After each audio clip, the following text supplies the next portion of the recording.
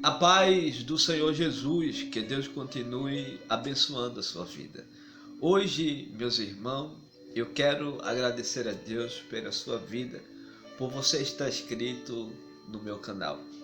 Canal esse que nós falamos de Cristo, aonde nós estudamos a palavra de Deus.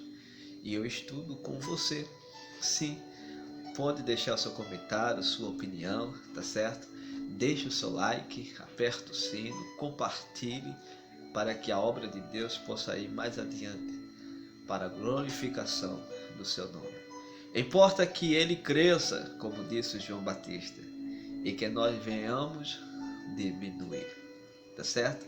Aqui a honra e a glória é para Jesus. E eu convido você a estudar um pouco a Bíblia comigo. Eu convido você a estudar um assunto polêmico, um assunto que é bem procurado segundo os filósofos, os teólogos, os estudiosos. A Bíblia diz no livro de Tiago, o apóstolo Tiago, capítulo 4, versículo 8, chegai-vos, sim, chegai-vos a Deus, e ele vos chegará até a vós outros. Deus só vai se aproximar de você quando você, em primeiro lugar, se aproximar dele. No livro de Lucas, capítulo 2, versículo 11, diz assim: Hoje vos nasceu na cidade de Davi o Salvador, que é o Cristo, o Senhor. Esse texto, esse versículo bíblico, é o versículo que vai nos ajudar a desenrolar a palavra cristologia, aonde a gente vai entender sobre esse assunto um pouco, tentando resumir para que você venha entender o porquê a cristologia, esse estudo, ele é tão procurado, dentro de algumas pessoas, filósofos, teólogos, aonde muitos procuram entender sobre a natureza divina de Jesus Cristo. Mas hoje eu estou aqui para compartilhar com você e espero que você se agrade e glorifique a Deus junto conosco. Esse que eu vos falo é o diácono em Cristo e conferencista José Santos, e hoje eu quero te abençoar com essa palavra. A palavra cristologia é um assunto muito procurado conforme, ou seja, perante os teólogos, os filósofos, não é isso? E a gente bem sabe que essa palavra vem da língua grega, aonde cristologia ela se divide em duas partes. A primeira parte, Cristo, que é uma palavra grega, a qual em hebraico significa Messias, pois o ungido. Logia é a segunda parte, da palavra grega, que traduzida para o português significa estudo ou tratado, ou também pode ser chamado de doutrina. Cristologia, juntando, ela se expressa dizendo estudo sobre Jesus Cristo, tratado sobre a pessoa de Jesus Cristo. É uma doutrina que estuda sobre o ungido de Deus, o Messias, o Cristo, Jesus de Nazaré. E hoje a gente vai estar estudando um pouco sobre cristologia de uma forma simples, fácil de entender, e você vai gostar, tá certo? Cristologia é o estudo sistemático, e técnico que estuda sobre a pessoa de Jesus, tá certo? Vou repetir: cristologia é o estudo sistemático e técnico, sobre a pessoa de Jesus Cristo, o ungido, o Filho de Deus, o escolhido de Deus, tá certo? E a gente bem sabe que muitas pessoas procuram estudar sobre o Cristo de uma forma errônea, de uma forma antibíblica. E todo estudo ela tem que se basear conforme a palavra de Deus. E a gente bem sabe que Jesus, ou Cristo, ele no Novo Testamento, ele é pronunciado, ou seja, ele recebe vários títulos, né, por várias pessoas judeus, né, que não chama só Jesus de Jesus, o Messias, o ungido, o Filho de Deus, mas chama também Jesus como Filho do Homem. Jesus no Novo Testamento, ele é conhecido como Filho do Homem. E o porquê Jesus é chamado como Filho do Homem? A gente bem sabe que a palavra Filho do Homem, né, ela está ligada à natureza humana, à natureza da humanidade. Jesus como Filho do Homem, né, filho de José, ele sentia sede.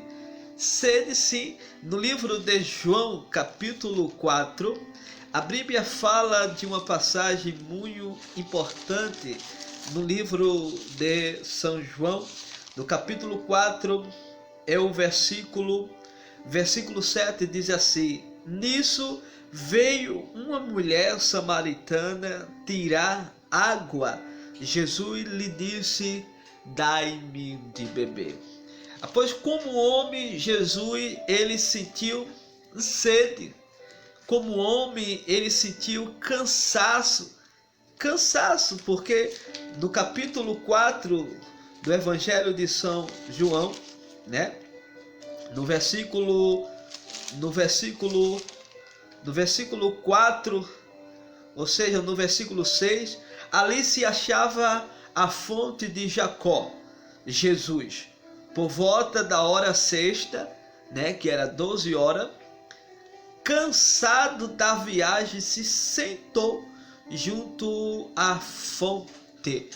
Pois como homem, Jesus, ele se sentia cansaço, ele se cansava, ele sentia sede. Por isso Jesus, no Novo Testamento, era chamado Filho do Homem. No livro de Mateus, capítulo 14, é o versículo 20, ou seja, no livro de Lucas, capítulo 8, é o versículo 22, diz assim: certo dia ele entrou no barco com seus discípulos e lhe disse: passemos à outra margem do lago, e partiram. Versículo 23: enquanto navegava, ele adormeceu e desabou uma tempestade, ou caiu uma tempestade de vento no lago, de modo que eles corriam perigo, porque o barco estava sendo inundado. Jesus, como Filho do Homem, ele sentiu sono. Por quê? Porque como homem, ele precisava dormir. E ele dormiu na proa do barco dos discípulos. E foi ali aonde aconteceu aquela grande tempestade, aonde ele acalmou. Jesus, como Filho do Homem, né, como diz o profeta Daniel no capítulo 7. Daniel capítulo 7 é o versículo 13 ao versículo 14. Diz assim: eu estava olhando nas visões da noite, e eis que nas nuvens do céu vinham como o Filho do Homem, e ele veio até ao ancião de dias e os fizeram chegar até a sua presença. Versículo 14: e lhe foi dado o domínio, a honra e o reino, e todos os povos, nações e línguas o servia. Ponto. Seu domínio é um domínio eterno que não passará, e o seu reino jamais será destruído. Pois como filho do homem, né, ele já tinha a autoridade, né? Você vê aqui que ele foi revelado. Isso aqui é uma profecia que Daniel profetiza, né? Tendo a revelação da parte de Deus, essa visão que ele via, né, na sua visão à noite, né, numa nuvem que descia do céu, né, como um filho do homem. Veja só que Cristo, já que ele já se apresenta como filho do homem, aqui já apontava, né, a pessoa do Messias, a pessoa de Jesus Cristo. Após Jesus, no Novo Testamento, ele era chamado filho do homem porque ele tinha natureza humana, né? Ele tinha, como homem ele sentia sede, como homem ele sentia sono, como homem ele se cansava, como homem ele comia, como homem ele chorava, como homem ele sentia dor, como homem ele tinha medo. Também Jesus, no Novo Testamento, ele era chamado Jesus, filho de Davi. Por que Jesus era chamado Jesus, filho de Davi? A gente bem sabe que Jesus, ele tinha a genealogia do rei Davi. Ele tinha a raiz genética, né, do rei Davi. Ele tinha a promessa, né, que ele deveria ter, aleluia, como descendente do rei Davi. No livro de Romanos, capítulo 1, é o versículo 30. Romanos capítulo 1, versículo 3 e o versículo 4 diz a bendita palavra de Deus. Romanos capítulo 1, versículo 3 e o versículo 4. Eu estou tentando aqui resumir para a gente ganhar tempo. Diz assim: acerca de seu filho, que como homem nasceu da descendência de Davi e foi declarado filho de Deus com poder, segundo o Espírito de santidade, pela sua ressurreição dos mortos, Jesus Cristo, nosso Senhor. Após Jesus, ele pertencia à genealogia de Davi, porque era a promessa da parte de Deus. Interessante, meus irmãos, que Jesus era chamado filho de Davi, né? Quando você vê alguém, né, no Novo Testamento, como o cego Bartimeu, ele se expressou: Jesus, ó filho de Davi, tem misericórdia de mim. Ele estava reconhecendo Jesus como Salvador. Ele estava reconhecendo Jesus como Cristo, o ungido, o profeta, né, o enviado da parte de Deus. E interessante que o anjo Gabriel, ele também confirma que o pai de Jesus, que era José, né, o carpinteiro, ele também pertencia da linhagem de Davi. Isso está baseado no livro de Mateus, do capítulo 1, é o versículo 20. São Mateus, no capítulo 1, é o versículo 20, diz a palavra de Deus: mas quando ponderava nestas coisas, eis que um anjo do Senhor, um anjo aqui se chamava Gabriel, lhe apareceu em sonho, dizendo: José, filho de Davi, não temas, recebe Maria como tua esposa, porque o que nela nascer é do Espírito Santo. Que coisa linda!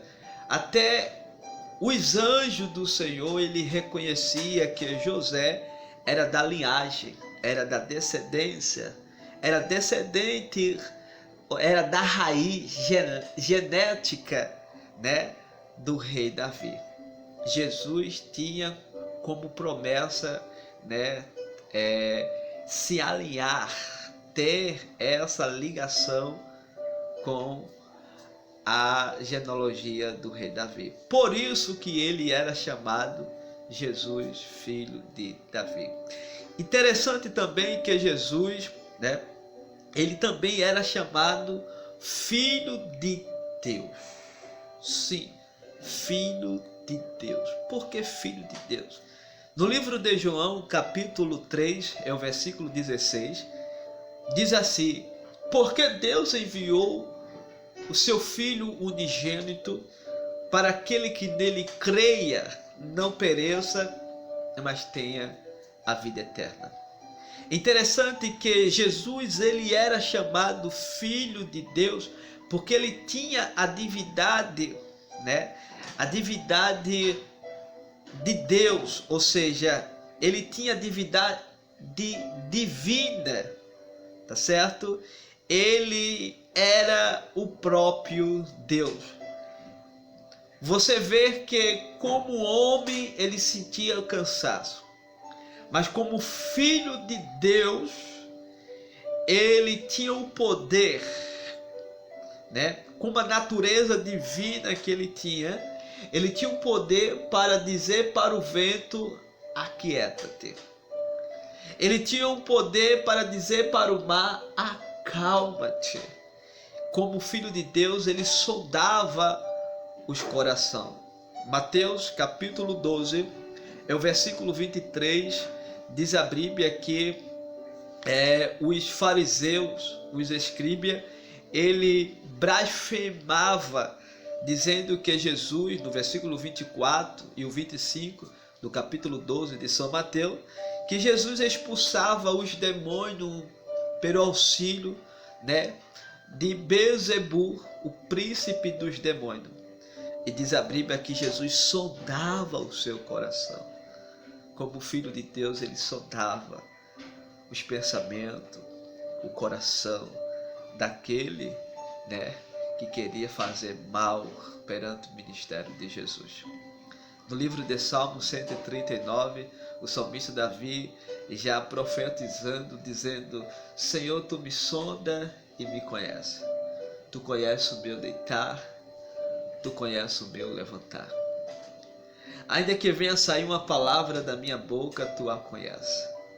Jesus, como filho de Deus, ele conheceu os pensamentos dos escribas e fariseus quando aquele homem paralítico descia do telhado, né, numa maca, pelo auxílio de 4 homens, descendo ele sobre o salão da casa de Jesus em Cafarnaum. E Jesus, olhando para o paralítico, disse assim: filho, teus pecados estão perdoados. E razoava no coração dos escribas fariseus, dizendo: quem é esse que pode perdoar pecado? O único que pode perdoar pecado é Deus. Isso é uma blasfêmia. Jesus sondava o coração e disse: para que vocês saibam que o Filho do Homem tem poder na terra para perdoar pecado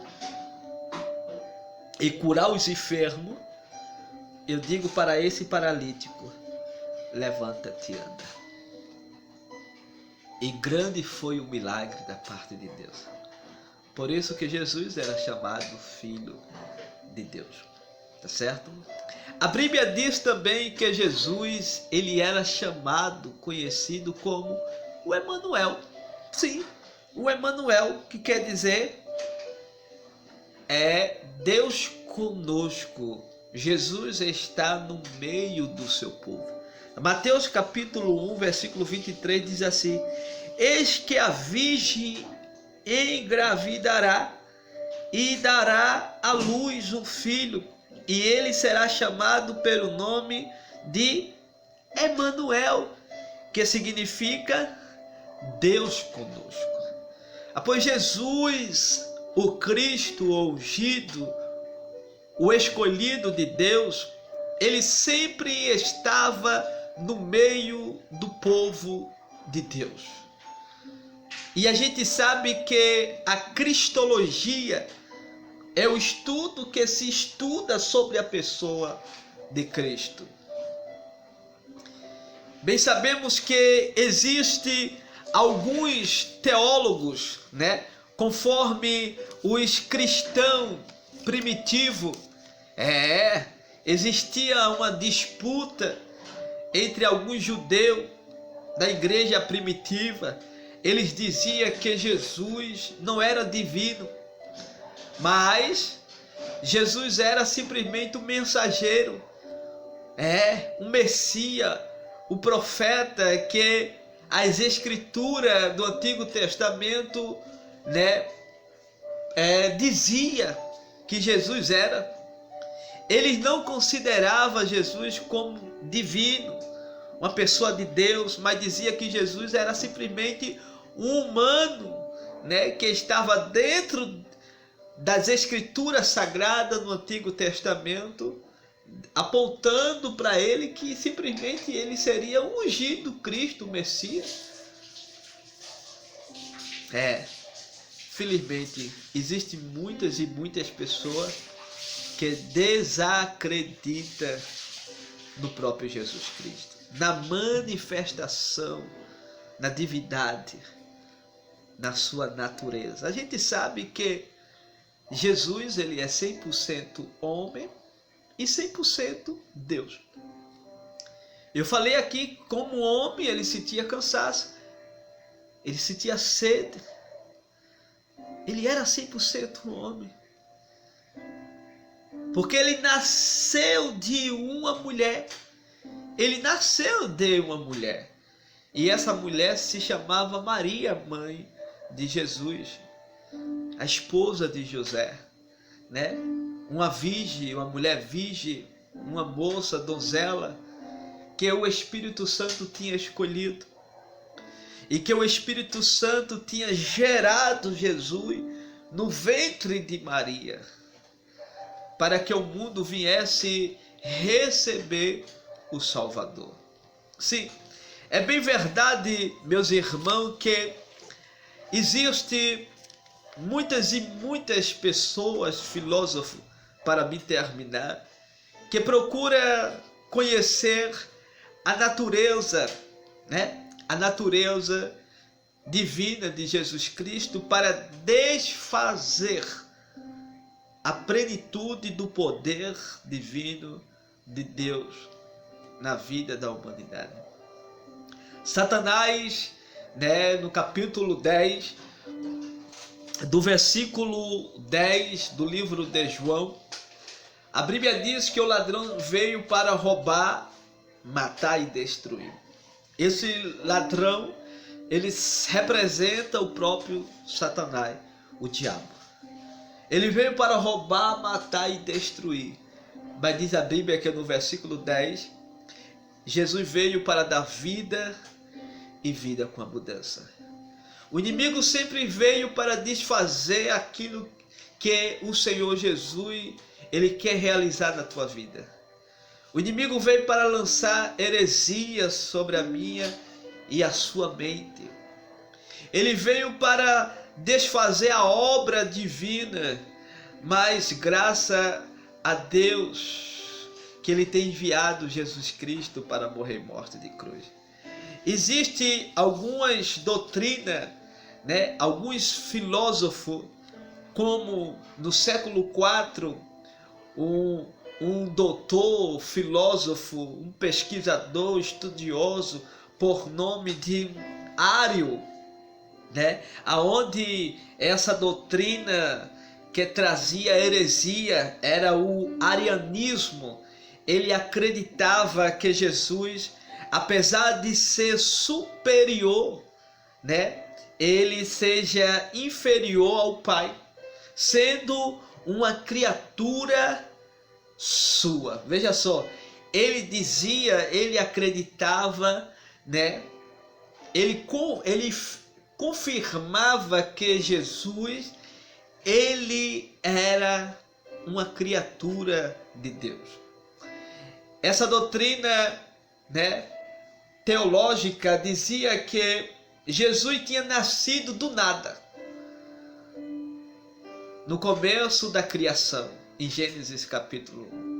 No momento que Deus criava a terra, o mundo, foi nesse momento, dizia Arius, que Jesus tinha nascido.